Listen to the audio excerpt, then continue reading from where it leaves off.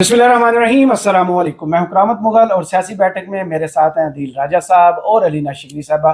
बहुत शुक्रिया आपके वक्त का। एक तो मरियम नवाज साहबा का सुथरा पंजाब प्रोजेक्ट, जिस पर हमें पहले बातें सुनने को मिल रही थी कि दुनिया इससे सबक सीख रही है। ब्राजील मैडम गई थी तो यही प्रोजेक्ट जो है यूएन ने उठा लिया था कि हम तो देखें कि असल सफाई करते कैसे हैं। शायद वो खजाने की सफाई थी या सड़कों की सफाई, वो पाकिस्तानी अवाम बेहतर जानते हैं, लेकिन मैडम सिंगापुर की सफाई देखकर शर्मिंदा हुई हैं। इस हवाले से गुफ्तगू करेंगे। इसके बाद अडयाला जेल के बाहर आज हलीमा खान को क्या हाँ हुई है या ना, कितने लोग आए, क्या इमरान खान से मुलाकातों का दरवाजा खुलने का कोई 1% भी इम्कान पैदा हुआ है या नहीं, इस हवाले से गुफ्तगू करेंगे। इसके बाद सुहेल अफरीदी साहब बार बार धमकियों पर तो आए थे, लेकिन अब वफाक को एक अल्टीमेटम उन्होंने जारी किया कि अगर आपने हमारे पैसे ना दिए तो फिर हम आपसे तावन से इनकार करेंगे। आपने तावन करना क्या है, इस हवाले से गुफ्तगू करेंगे। सबसे पहले अलीना शिकरी साहबा आपसे, मरियम नवाज साहबा सिंगापुर को देखकर शर्मिंदा हुई हैं या अपनी कारकर्दगी को देखकर शर्मिंदा होना चाहिए कि पंजाब में हालात कहां पर पहुंच चुके हैं। खबरें टीवी पर तो नहीं सारे लोग यकीन करते कि जो मैडम फंक्शंस करती हैं, प्रोजेक्ट्स को लॉन्च करती हैं, अमली जिंदगी में लोगों की कितना फर्क पड़ चुका है। और मैडम के ये दावे कि उन्हें शर्मिंदगी हो रही है, बाकी शर्मिंदगी कोई हुई है या सिर्फ जहां सुथरा पंजाब के वर्कर्स को उन्होंने डांटना था डांट लिया और अल्लाह अल्लाह खैर सल्ला। वो आपको याद है मरी में जब उनका प्रोटोकॉल, उनका एंटोराज गुजर रहा था तो वो सुथरा पंजाब वालों को, बेचारे वर्कर्स को खड़ा करके बोला गया था, वो पूरा एक स्टेज, एक पूरा माहौल बनाया जाता था कि जी 1 2 3 एक्शन, और वो सारे वेव करना शुरू हो गए थे। तो ये बड़े स्क्रिप्टेड और स्टेज एक परफॉर्मेंस के तहत जो है वो चीजें लेके चल रहे थे। नाउ दे फाइनली रियलाइज कि जी पैसे भी नहीं है, लेकिन पैसे ना होने के बावजूद आप 11-12 अरब का जहाज ले लेते हैं। आज मरियम साहिबा ने सिर्फ ये नहीं कि उनको जाके, अगर उनके लिए एक आई ओपनर है, वो दुनिया में कहीं भी जाएंगी और उनको वो वाली बात है, मुझे शर्मिला फारूकी साहिबा ने कुछ अरसे कबल कहा था कि जी कराची में रहना ऐसा ही है जैसे पेरिस में वो रह रही हो। मतलब कराची में आप लोगों से जो वहां पर असल रह रहे हैं उनसे आप जरा पूछे कि हालत जार क्या है। वही चीज मरियम साहिबा पे भी अप्लाई होती है। मुल्क दुनिया भर के किसी भी कोने में वो चले जाएं, अगर वो एक सर्टन लेंस से चीजें देखेंगी तो उनको अपना पंजाब जो है वो पता नहीं हर मुल्क से जो है वो आगे नजर आएगा। अब हकीकत उनको हिट करना शुरू हो गई है कि 2 साल में जाहिर है पब्लिक जो है वो कन्विंस तो नहीं है। हालात आपके सामने है, 17-18% तक के अब इन्फ्लेशन नंबर्स पे जाने की बात की जा रही है। लोग गुर्बत की सतह से नीचे आ गए, 50% के करीब आपकी जो आबादी है, 45-50% की आबादी गुर्बत की सतह के नीचे आ गई है। अब आप जाके कह रही हैं कि जी सिंगापुर और दीगर जो मुल्क जाके उनको अब रियलाइज होता है कि उनके सिस्टम को देख कर शर्म आती है। सिस्टम को देख के तो शर्म जो है वो पाकिस्तानी, एक जेन्युइन जो हमारे पाकिस्तानी है, हम सबको तो बहुत अरसे से वो शर्म महसूस हो रही थी, इनको शर्म महसूस नहीं होती। इन्होंने आज बहुत कुछ बोला है। इन्होंने ये भी कहा कि मैं तनख्वाह नहीं लेती हूँ, मैं प्रेशर जरूर लेती हूँ, मैं सियासी भर्तियों को गुनाह समझती हूँ, मैं पॉलिटिकल एलीट जो है वो एडजस्टमेंट्स कर रहे हैं इस सिस्टम में। जो आपको पता है कि वफाकी हुकूमत हो या पंजाब हुकूमत में हो, कर रहे हैं ना, जितनी एडजस्टमेंट्स हो रही है वो कौन सी एलीट कर रही है, जरा मरियम साहिबा बताएं। साहब को देखिए, आई का हेड लगाया, कितनी फैमिली फील्डम रूल कर रहा है इस वक्त पूरे मुल्क को। और मरियम साहिबा कह रही है कि जी मैं, और जो मयार है उनके लिए कुछ अरसे कबल उन्होंने ये भी कहा था कि जी मेरे लिए जो कारकर्दगी का मयार है वो सामने जो सफों में बैठे हुए थे उनके वालिद साहब या उनके चचा जो है, सो वो मयार उससे गेज करती हैं कि परफॉर्मेंस की जो है वो क्या 85 से ऑनवर्ड यही है। फैमिली फील्डम उस पे वो कहती है कि जी पॉलिटिकल एलीट जो है इस मुल्क में एडजस्टमेंट्स करवा रहा है और वो प्रेशर जरूर लेती है लेकिन वो तनख्वाह नहीं लेती। तो मेरे ख्याल से ये सारी बातें जो है वो वापस से हिट कर रही हैं इनको। और ये कुछ भी नहीं, मेरा ख्याल से जिस किस्म की बात है, वो जो सिस्टम को देख के जो शर्म उनको महसूस हो रही है, ये भी लोगों को जरा कन्विंस करने के लिए, जो विनिंग कप था उनका सुथरा पंजाब वाला, एकदम से वो शर्म से डूब मरने का मुकाम कैसे हो गया। इसी की तारीफें वो करती थी ना, पूरी दुनिया में ये कहते थे कि दुनिया इसकी मिसालें देती है। हाँ। तो आज वो अपनी मिसाल पर आ गई है कि ये सफाई करते हैं और कूड़ा आके और पिछले कुछ अरसे से हमें मुसलसल तवातर के साथ वो ये तारीफें करते हुए कि जी दुनिया इस रोल मॉडल को फॉलो करे। जेकेपी पता नहीं कितना पीछे रह गया है, दीगर प्रोविंसेस जो है, अब आप ओवरऑल भी देख लें, कर्जों में सबसे ज्यादा आगे पंजाब जो है वो नजर आ रहे हैं। लेकिन शो किया जाता है कि जी पंजाब में सब कुछ बहुत अच्छा है, पंजाब में पता नहीं दूध की नहरें, पंजाब यूरोप जैसा है। वो आजमा बुखारी साहिबा माजरत के साथ, लेकिन वो भी उसी तरह से तशहीर करा रहे हैं। आप पंजाब के खिलाफ जो है कोई बात नहीं कर सकते। वो जो सारी लेजिस्लेशन हुई हैं, बिल बोर्ड से लेके हर चीज में आप अपनी सिर्फ कारकर्दगी प्रोजेक्ट कर रहे थे, लेकिन दर हकीकत तो प्रोजेक्ट नहीं कर रहे थे, तस्वीरें लगा रहे थे। तस्वीरें लगा रहे थे। कारकर्दगी उसमें क्या थी? तस्वीर अब आप बताएं, मरियम नवाज साहबा का ये पछतावा सही है या गलत है, या वाकई उनको एहसास हो गया कि वो अवामी लीडर हो गई हैं, अवाम का उन्हें दर्द जगा गया? एक तो अलीना ने कहा ना, वो कह रही जी पॉलिटिकल एलीट जो है वो यहाँ पर प्लेसमेंट एडजस्टमेंट्स करवाती है। भाई सच बोला है, नेपोटिज्म और पॉलिटिकल एलीट कौन है इस मुल्क में? पॉलिटिकल वो खुद है ना, उन्होंने सच बोला है। नेपो बेबी, नेपो बेबी जिसने जिंदगी में एक दिन अपना रिजक नहीं कमाया, वो चीफ मिनिस्टर बन के बैठी हुई है। उसके बाद मीडिया को माजरत के साथ जरा बुरी सी बात है कहने की हड्डी डाल के 7 बिलियन से ज्यादा खर्च किए इन्होंने एडवर्टाइजमेंट में। 3 अरब और मांगा था। ठीक है, 3 अरब मांगा, 7 अरब रुपया इन्होंने हर चैनल को खरीदा है, हर चैनल को खरीदा है। ठीक है, इन्होंने साफी खरीदे हैं, इन्होंने बाबे तजियाकार खरीदे हैं, इन्होंने मीडिया के सेट खरीदे हैं, हर एक को इन्होंने उसकी औकात के मुताबिक पैसा दिया है और अपनी जाली तारीफें करवाई। सुथरा पंजाब में मुझे अभी भी याद है एक बांदर इन्होंने रखा हुआ है, वो डुगडी पे जाकर डांस करके कहता था बेटी आ गई, अब वो सफाई कर देगी घर की। उसने स्टीरियोटाइप किया मरियम, और मरियम नवाज पे खुश होकर उसको गुड़ फेंकती रही कि तू है खा। ठीक है, यहां तक हुआ, मैं सच बता रहा हूं आपको, मैं भी समझ रहा हूं। ठीक है, अब हालात ये हैं कि आपका सूबा ओडी पे चल रहा है। ठीक है, आपके पास इतने पैसे नहीं है जितने आप खर्च कर चुके हैं। ठीक है, पैसे देने के आपके पास पैसे नहीं है। उसके बाद मरियम नवाज साहिबा की धमकी चेक करें आप, ये सुथरा पंजाब वालों का भी, वो पिंडी में जो गार्डों का हुआ है वो आज आपने तमाशा देखा है। बेचारे हालत क्या हुई है इस टाइम पे, महंगाई क्या हुई है। ये 18% कह रही है अलीना कि महंगाई हो चुकी है ऑलरेडी। इससे डॉक्टर हफीज पाशा ने कहा है कि होने लगी है 20%। सरकारी इदारे के मुताबिक 14%।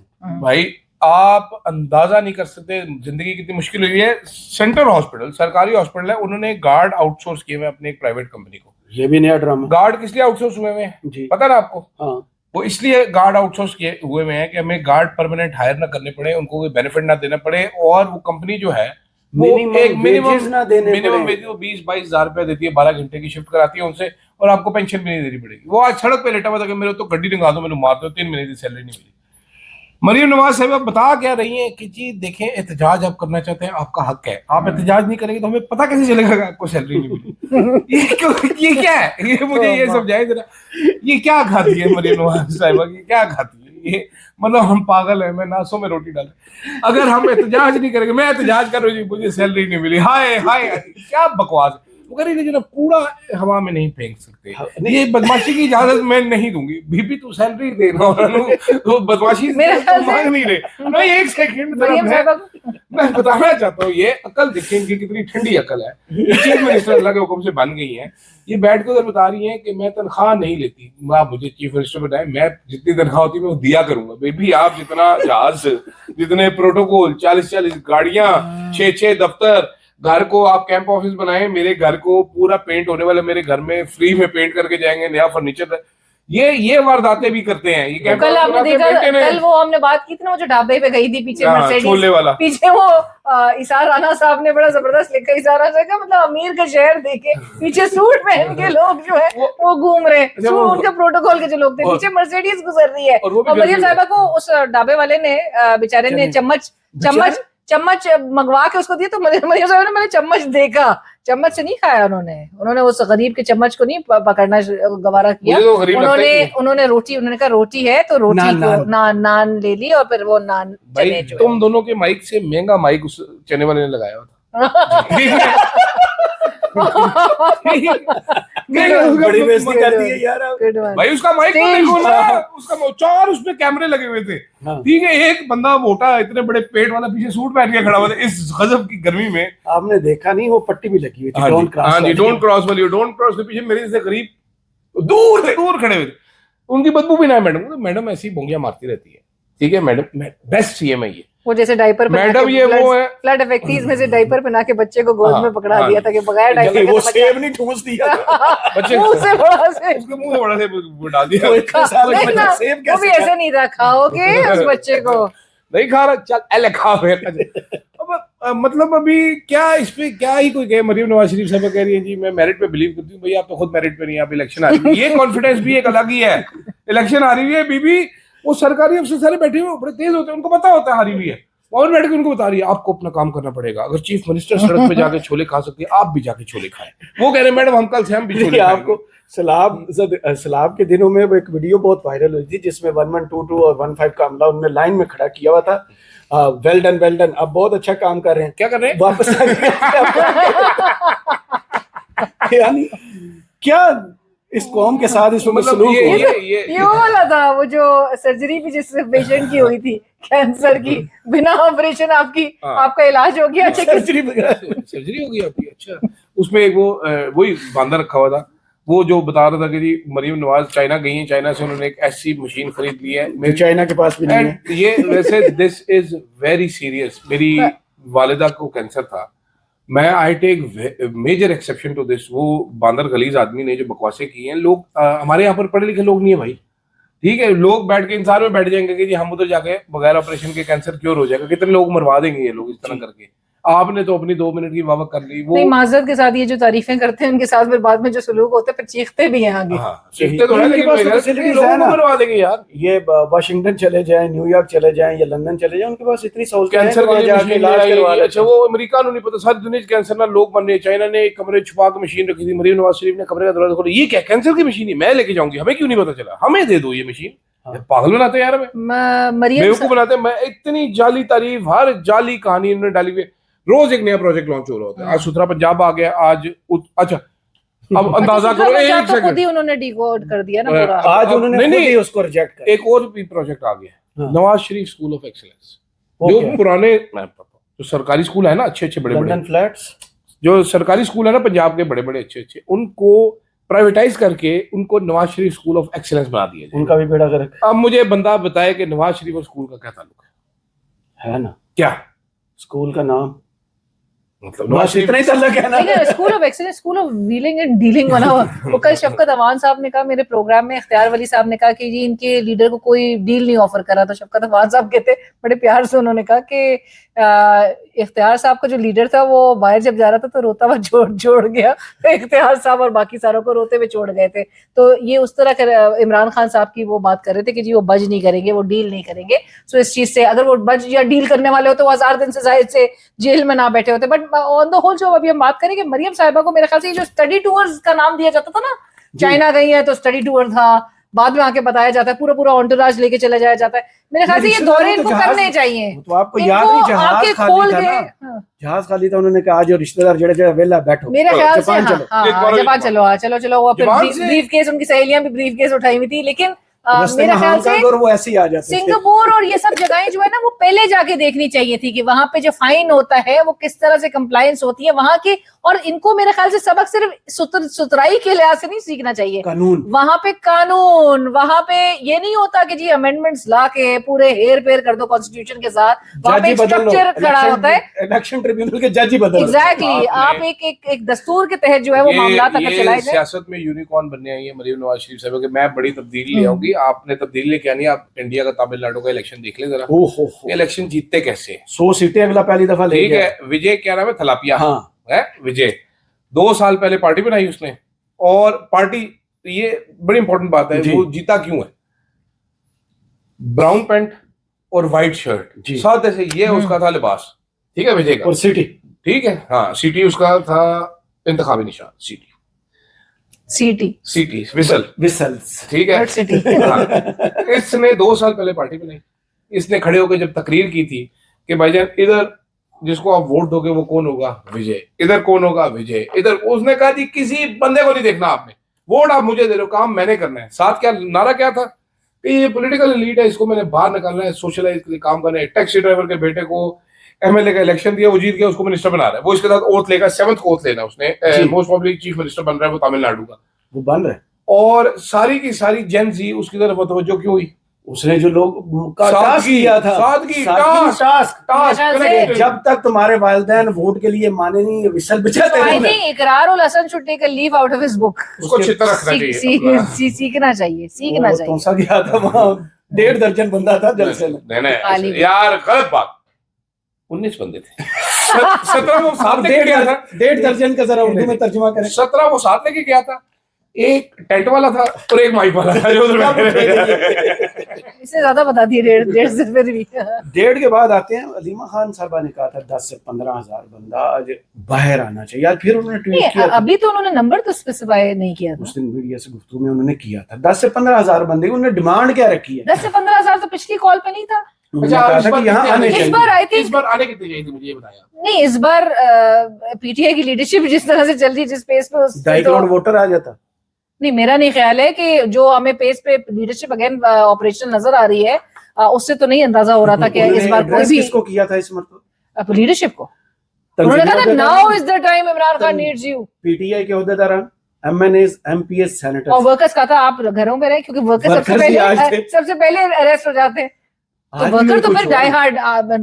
अगेन करामत, हम लोग पहले भी बात कर रहे थे कि येस और नो में हमें ये पूरा जिसका जवाब नजर आ रहा था ना कि अगर कॉल कामयाब होगी या नहीं होगी, या लोग शो अप करेंगे या नहीं होंगे, लोगों ने आना था। ये पीटीआई के वर्कर्स जो है ना, वो कॉल देना या ना देने के बावजूद भी, अलीमा खान साहब मना करेंगे, वो उसके बावजूद भी आएगा। वो इमरान खान से एक बहुत ही कहते हैं ना किसी एक नेक्स्ट लेवल पे जाके जो है वो मोहब्बत करते हैं, और वो उनका रेंज भी बिल्कुल जायज है कि जहां पर वो चाहते हैं कि इमरान खान जो है उसकी रिहाई मुमकिन हो। आप पूरा मिशन की एक डाउनग्रेडेशन देख रहे हैं। मिशन क्या था कि जी इमरान खान को रिहा करवाना था, उधर से आप रसाई तक के मामले पर आ गए कि मुलाकात इस्लामाबाद हाई कोर्ट में सलमान सफदर साहब जब ये कहे कि 85% इमरान खान साहब की आंख जो है वो बिनाई चली गई है, इमरान खान साहब को वही डॉक्टर्स जो उनको 4 इंजेक्शंस लगवा चुके हैं, वही डॉक्टर्स अगर कन्वे कर रहे हो इमरान खान साहब को कि आपकी बिनाई वापस भी नहीं आ सकती है, तो इस पे इसके बावजूद भी क्या पीटीआई लीडरशिप को जो है वो हरकत में आने के लिए जोड़ना पड़ेगा? मैं आपको ये पढ़ के, इनमें से कोई बंदा ऐसा आपको नजर आ सवाल ही पैदा नहीं दिया। मुराद सईद ने भी ट्वीट किया जी, मुराद सईद साहब ने ट्वीट किया है। उन्होंने जनाबे वाला पूरी डिटेल डाली है। उन्होंने कहा जी तहफ़्फ़ुज़ आइन पाकिस्तान महीनों बाद एक बैठक मुनक्किद करने का फैसला खुद कर सकती है। सीएम जलसों के ऐलान और फिर खुद मुलतवी कर सकता है। अरकान असेंबली शादी और दावतों में मुखालिफिन के साथ बैठने का फैसला खुद कर सकते हैं। ठीक है, तो आप ये अब क्यों नहीं कर सकते भाई? एहतजाज के लिए इमरान खान की कॉल का इंतजार है। ठीक है, सुनो एक सेकंड। उन्होंने कहा जी फॉर्म 45 हुकूमत, सूबाई हुकूमत फॉर्म 47 के अपनी हुकूमत पे तनकीद कर रहा है। उसने कहा जी फॉर्म सूबाई हुकूमत जो है केपीके की फॉर्म 47 के वज़ीर आज़म तो सदर के साथ बैठ सकती है, कोर कमांडर हाउस जा सकती है, लेकिन जब इमरान खान का सवाल हो तो सियासी कमेटी का जवाब होता है तहफ़्फ़ुज़ आइन पाकिस्तान वाले, उनका जवाब होता है पीटीआई क्यादत कहती है फैमिली, और बात फिर सीएम पे आ जाती है। सलीमुल्लाह कलीमुल्लाह चल रहा है। ठीक है, आखिर में उसने ये लिखा है कि 3 साल बहुत लंबा अरसा होता है, वो भी नाहक सीरी, और इमरान खान जैसा लीडर 4 साल मुझे दरबदर हो गए, मुस्तकिल रिपोशी। आप सिर्फ मिल बैठकर एक जद मुसलसल की गुजारिश कर रहा हूँ, अगर नहीं हो रहा आपसे तो जैसा आप हमारे बयाने का बोझ नहीं उठा सकते, हम आपकी गफलत का बोझ नहीं उठा सकते। आगे उसने लिखा है, और ये जो कर्नल से मिलकर एक दूसरे को मशवरे देते हो कि खान तो जेल में ही रहना, मुराद सईद तो पागल है, उनसे सिर्फ इतना ही कहूंगे कि अल्लाह आपको मजीद आसानियां दे। बहुत लंबा है, मैंने नहीं इससे ज्यादा तजिया क्या, गफलत का बोझ नहीं उठा सकते भाई। देखिए सलमान अकरम राजा साहब ने क्या कहा था, लोगों को मुतहरा करना मेरी जिम्मेदारी नहीं। किसकी जिम्मेदारी क्या है? किसकी जिम्मेदारी नहीं, सलमान अकरम राजा साहब से ज्यादा जिम्मेदारी किसकी है? पीटीआई को स्पीयरहेड कौन कर रहा है क्यादत को? चेयरमैन पार्टी गौर साहब भाई देखो गौर साहब। लेकिन देखिए आप सवाल ये नहीं है कि अलीमा खान साहबा एक तो कॉल देनी पड़ रही है बिकॉज लीडरशिप जो है वो डोमिनेंट हमें नजर आ रही है, बिल्कुल नॉन फंक्शनल मोड में।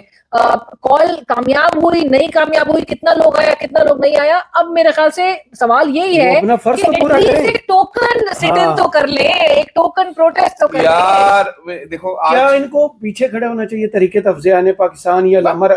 बिल्कुल नहीं। उनका क्या स्टेक है? 2.5-3 करोड़ वोट लेके आए हैं, उनका क्या स्टेक है? सॉरी नियाज़ी साहिबा ने क्या कहा, पीटीआई के लोगों को इलेक्शन में भी जाना है। हाँ ठीक है, अभी आज उनका बयान है कि जी आपने इलेक्शन में भी जाना है, आपने लोगों के पास जाना है, आप इमरान खान के नाम से। उन्होंने कहा वो कश्मीर का था, कश्मीर का। हाँ, कि लोग वो वहां पर आए, इनको ये अकल नहीं है, मुनसिफाना तौर पे टिकटें नहीं दी। इनको चपेड़े पड़नी चाहिए ना थोड़ी थोड़ी यार। अलीमा खान का बयान क्या था? अलीमा खान लोगों का रेंज है, फिर आप काबू नहीं कर सकते। अलीमा खान का ट्वीट पढ़ा आपने? जब भुट्टो को फांसी हुई थी ना, तो बड़े सारे पीपल्स पार्टी के वालों के घर जले थे जी सिंध में। ठीक है, इनके घर जब जलेंगे इनको तब समझ आएगी। मैं आपको ये कहना चाहूँ, अलीमा खान ने ट्वीट क्या किया जी, उसने कहा जी इमरान खान को आपकी जरूरत है, पीटीआई वालों, नाउ इज द ठीक है, नाउ इज द टाइम। उसने बताया ये उसके बाद एंड में उसने क्या लिखा है, उसने क्या है अलीमा खान ने, उसने कहा जी वर्कर्स यहाँ पर आते हैं हमारे साथ, हमने देखा है पैटर्न ये है कि इमरान खान की फैमिली को, बुशरा बीवी की फैमिली को और क्यादत को एमएनएस को नहीं अरेस्ट करते, वर्कर्स को ही अरेस्ट कर लेते। वर्कर्स ना आए, आपकी मेहरबानी, ये लोग हैं, ये इतने बेगैरत लोग हैं, माफ कीजिएगा, इतने कोई बेशरम घटिया लोग हैं।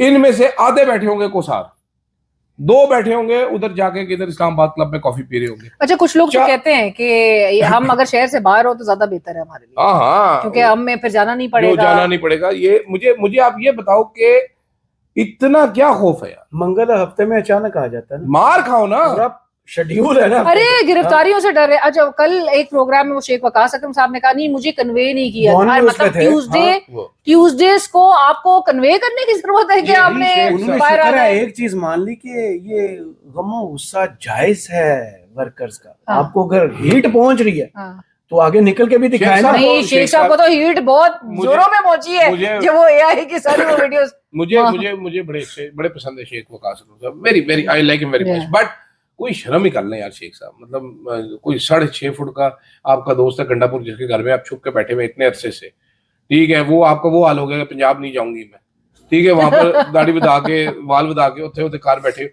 शेख साहब गंडापुर पीटीए के रज़ारबानी नहीं, शेख साहब गंडापुर सब कुछ हो जाने के बाद होते हैं। इमरान खान की बहन की इंसल्ट कर रहे हैं आके कि जी हमें क्या सलमान वो बेसिकली क्या कर रहे थे, कन्वे नहीं कि हुआ वो है। बेसिकली इलिमा बाजी राजा साहब से कोऑर्डिनेट कर लेते, अक्सर हाँ, होता रहता है। मेरा ख्याल नहीं है हुआ, शायद coordination इनकी नहीं बात नहीं हो सकी, और तुम्हें कोई शर्म ही कर लो तुम यार, कोई थोड़ी एक दूसरे को ब्लॉक किया। मतलब वो सुहेल अफरीदी, मुझे तो सुहेल अफरीदी अगला सवाल मेरे ख्याल में इसी पे इतना क्यूट है सुहेल अफरीदी, 76 पड़े 4। आज ड्रामा क्या कर रहा है, आज अवाम में घुल मिल रहा है, कल इंटरचेंज पहुंच गया, परसों इधर पहुंच गया। 1970 थोड़ी है यार। वो मरियम नवाज भी वो भी इसी चक्कर में लगी हुई है। कॉम्प्लिसेंसी, बड़ा होकर मरियम नवाज बनेगा, ये मेरा कॉम्प्लिसेंट जो है वो ज्यादा लग रही है ये पीटीआई की leadership, because they have factored इन, इन्होंने समझ लिया, इनकी आदत बन गई है कि इन्होंने वीकेंड्स पे सिर्फ खैबर पख्तूनख्वा में जलसा करना है। वहां पे लोग जो है वो खुद उनको पता है कि भाई केपी में निकल जाएगा, जो कि कोई इम्पैक्ट नहीं करेगा। इमरान खान को आपने रिहा कराना है, 4 दिन में इमरान खान रिहा होगा, पंजाब से तहरीक शुरू, और अगर करने मांगे तहरीक इंसाफ के लीडर आगे आए और मार खाए। कहा ना अलीमा साहिबा ने जो लास्ट बात की थी कि अटक पुल तक भी जो आ जाए ना वो आवाज दे दी, उधर से नहीं, केपी का बंदा जो है वो तो पंजाब डी चौक तक पहुंचता है भाई। राना सनाउल्लाह का बयान आपको याद है जो उन्होंने एयरवाई पे नईम अशरफ भट्ट को दिया था कि 24 नवंबर को इमरान खान को रिहा करने वाले। अलीना की प्रोग्राम में भी 4 दफा दे चुका, करता नहीं, राणा भी बड़ा नहीं, किस वजह से? क्योंकि लोग इतने निकल आए थे ना, फार्मूला तो आसान से। अब आप प्रेशर नहीं क्रिएट, अली जफर साहब आज मेरे प्रोग्राम में थे, वो कहते हैं कि मैंने कहा आप सियासी प्रेशर नहीं क्रिएट कर पा रहे, अब गवर्नमेंट भी जो है कंफर्टेबल है, स्मूथ सेलिंग उनके लिए, वो जानती है ऑपोजिशन जो है वो बिल्कुल वीक हो चुकी है, तो आगे से कहते हैं नहीं हमें स्ट्रैटेजी अपनी चेंज करनी होगी और फिर इवेंचुअली हमें पॉलिटिकल डायलॉग की तरफ आना पड़ेगा। मैंने कहा पॉलिटिकल डायलॉग आप किससे करना चाहते? नहीं, पॉलिटिकल डायलॉग नेचुरली बहुत नहीं करना चाहता, बिस्ती करा रहे हैं भाई। ये सबसे बड़ा नुकसान इसका किसको हो रहा है? ये जो हुकूमत का एस्टेब्लिशमेंट के साथ वन पेज है और तहरीक इंसाफ का कमजोर कर रहा है, इसका नुकसान हो रहा है अवाम को। अवाम को इसका क्या नुकसान हो रहा है? 400 रुपया पेट्रोल, 800 रुपया ये, 1000 रुपया ये, लटरम पटरम, पता नहीं क्या तबाही मचाई हुई है। खैर सही, चले मेरे ख्याल में वीडियो को यहीं पे एंड करते हैं। और सुहेल अफरीदी ने जो अल्टीमेटम दिया है वो सुहेल अफरीदी को भी पता है कि सिर्फ मीडिया की जीनत बनेगा और उसका असर कोई नहीं होना, पुरानी तनहा पर उन्होंने काम करना है। मुझे अदील राजा साहब और अलीना शेख को इजाजत दीजिए। कमेंट्स बॉक्स में जरूर बताइएगा वीडियो कैसी लगी। अल्लाह हाफिज।